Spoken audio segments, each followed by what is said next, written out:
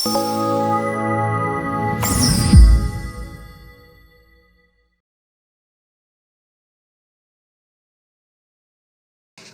కృష్ణప్రసాద్ గారు.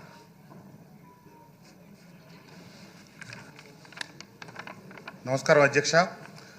నాగార్జున సాగర్ ఎడమ కాలువ పరిధిలో జోన్ 3 కింద మైలవరం నియోజకవర్గం, తిరువూరు, నూజివీడు తదితర ప్రాంతాలు ఉన్నాయి అధ్యక్ష. హక్కుగా 32 టీఎంసీలు కేటాయించబడి ఉంది. ఈ సంవత్సరం వివిధ సందర్భాల్లో దగ్గర 18 టీఎంసీలు నీరు విడుదల చేయడం జరిగింది అధ్యక్ష. అది కూడా పేరుకి 18 టీఎంసీలు చేశారు, కానీ సాగర్ మొదలెట్టిన దగ్గర నుంచి చివరి దాకా వచ్చే నష్టాలన్నీ కూడా మన కేటాయింపుల్లోనే తగ్గిస్తూ ఉన్నారు. పేరుకి 18 టీఎంసీలు అన్నా అవి నికరంగా 12 టీఎంసీలు కూడా రాని పరిస్థితి. ఆ 12 టీఎంసీలు కూడా చాలా విడతలుగా ఇచ్చినందువల్ల మొదటి పొలాలకే నీరు అందుతూ ఉంది, కానీ చివరి పొలాలకు అందని పరిస్థితి. ఇప్పుడు గడిచిన ఆగస్టులో వచ్చిన వర్షాల వల్ల, భారీ వరదల వల్ల రైతాంగం నష్టపోయి ఉంది.